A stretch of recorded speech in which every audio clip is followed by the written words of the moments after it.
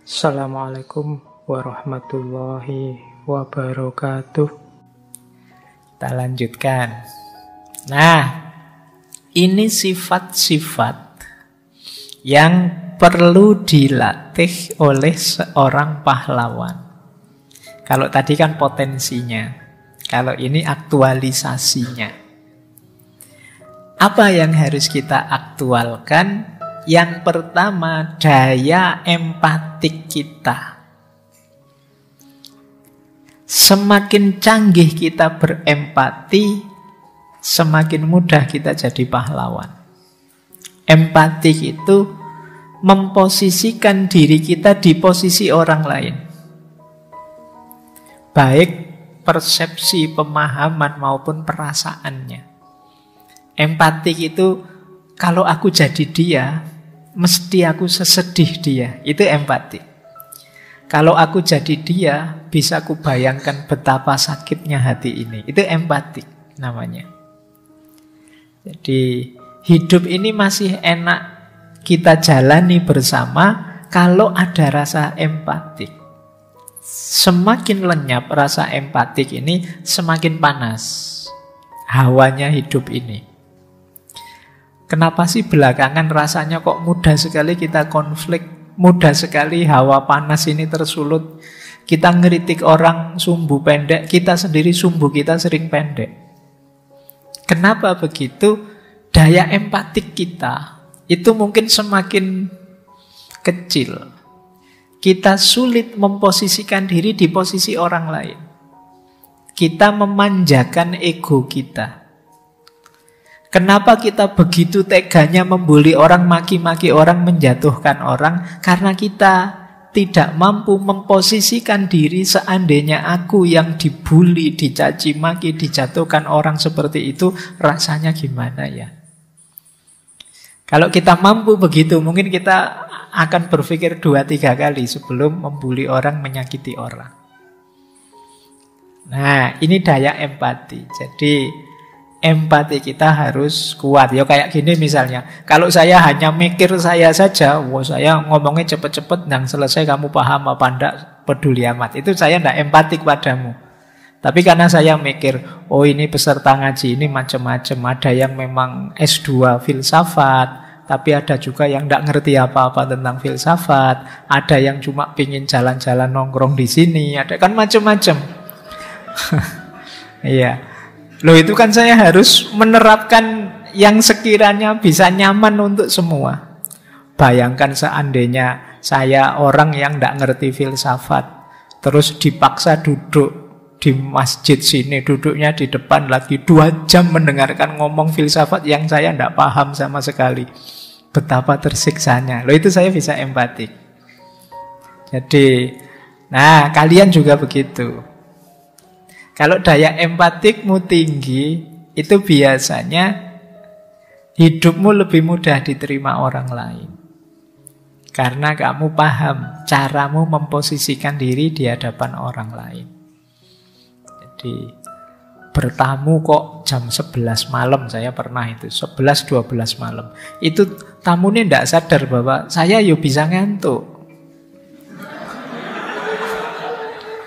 Jadi sudah dikode bolak-balik angkop, ya dia dengan santainya ngobrol. Saya noleh ke arah jam itu, dia malah, iya Pak, sekarang itu banyak orang menyia-nyiakan waktu ya. Iya. Abot iki, tidak bisa dikode itu, bisanya diusir itu. Baik, yuk latihan ya, berempati. Jadi sebelum mengekspresikan apa yang engkau rasakan, coba engkau empatik. Engkau bayangkan kira-kira apa yang nanti dirasakan orang. Kalau ini saya ekspresikan. Jadi saya tahu dia salah. Sebelum saya tiba-tiba mengungkapkan, menyalahkan dia, coba kalau aku di posisinya dia, seandainya saat ini tiba-tiba tak tuding kesalahannya, rasanya gimana ya? Nah, itu empatik namanya. Kemampuan kita memposisikan diri di posisi orang lain. para pahlawan dulu yang berkorban sampai mengorbankan nyawa untuk bangsa dan negara ini, pasti mereka tidak mikir dirinya. Mereka mungkin mempertimbangkan ini nanti anak-anakku, generasi selanjutnya, bangsa ini. Kalau dijajah terus kayak aku gini gimana ya? Sakit seperti ini, sengsara seperti ini. Wah kok ya ndak tega ya. Biarlah sekarang aku saja yang berjuang, biar mereka ndak kayak aku. Nah, ini daya empatik namanya. Jadi ini rumus pertama, karakternya seorang pahlawan. Yang kedua, pahlawan itu believe in a just world. Percaya bahwa keadilan itu bisa diwujudkan. Percaya bahwa yang melenceng bisa diluruskan. Percaya bahwa yang keliru bisa dibenarkan. Percaya bahwa kemenangan bisa diraih. Berarti pahlawan itu cara berpikirnya optimis, bukan pesimis. Jadi kalau ada yang bilang besok kira-kira tahun 2045 kita pasti jaya. Terus kita, dari mana jalannya Pak? Wong sekarang masih begini. Itu cara berpikir pesimis. Kalau kalian berpikir begitu ya tidak mungkin kalian jadi pahlawannya. Yang akan jadi pahlawan adalah yang semangat. Baik Pak, mari kita berjuang biar tahun 2000 sekian itu kita benar-benar maju. Nah, ini optimis. Tapi dengan cara berpikir pesimis kita tidak akan berubah situasi kita. Dan kita tidak akan lahir jadi para pahlawan. Itu ciri kedua. Jadi percaya bahwa dunia yang adil itu mungkin. Percaya bahwa kemakmuran, kesejahteraan, kemenangan, kesuksesan itu bisa kita raih pasti. Nah ini kalau kita punya persepsi begitu ya kita kemungkinan bisa lahir jadi seorang pahlawan. Yang ketiga, pahlawan itu mampu mengontrol dirinya. Jadi dia bisa ngatur apa yang harus aku lakukan, apa yang jangan aku lakukan. Kalau orang tidak mampu mengatur dirinya, tenggelam saja, larut saja dalam situasi, larut saja didorong, diombang-ambingkan oleh emosinya, rasa senang dan tidak senang, suka dan tidak suka. Sulit dia keluar jadi pemenang, keluar jadi pahlawan. Kepahlawananmu akan muncul kalau kamu mampu mengendalikan diri, mengarahkan dirimu untuk hal-hal yang positif. Yang keempat, tentu saja pahlawan egonya rendah. Jadi tidak egois. Tidak menganggap dirinya yang paling penting di dunia ini. Kan banyak di antara kita yang cara berpikirnya seolah-olah aku yang paling penting di dunia ini. Kalau aku ndak ada, bisa kacau balau dunia ini. Kalau aku ndak ada, orang kiri kananku mesti nyari semua. Saya itu orang penting kok misalnya. Nah ini orang egois. Jadi menganggap dirinya lah pusatnya dunia. Nah, kalau jalan itu menganggap semua orang lihat pada dia.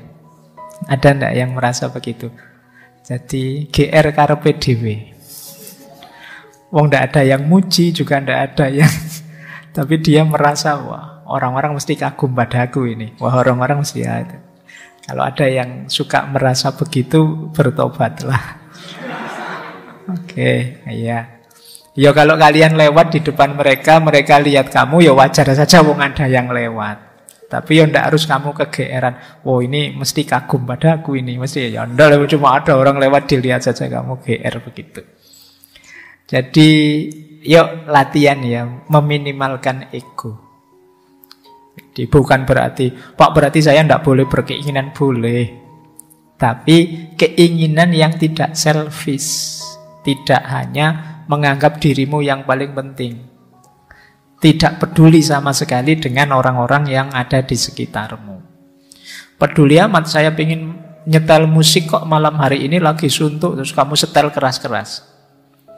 Terus dimarahi orang, terus kamu bilang, loh kok yang lain marah, wong ini komputer-komputer saya, laptop-laptop saya, musik-musik saya, listriknya juga saya yang bayar kok, wifi-nya juga wifi saya sendiri kok, yang lain usil. Nah, itu cirinya orang egois. Jadi yang dipikir dirinya sendiri. Ya pasti orang kayak gini ya ndak mungkin jadi pahlawan. Oke, untuk malam hari ini saya cukupkan sekian dulu. Mohon maaf kalau ada yang kurang berkenan, mungkin 1-2 kekurangan apa, mohon dimaklumi. Kalau ada kekhilafan, kealpaan yang teman-teman ngerti benernya seperti apa, ya silahkan disampaikan. Kurang lebihnya mohon maaf. Wallahul muwaffiq, wallahu a'lam bissawab. Wassalamualaikum warahmatullahi wabarakatuh.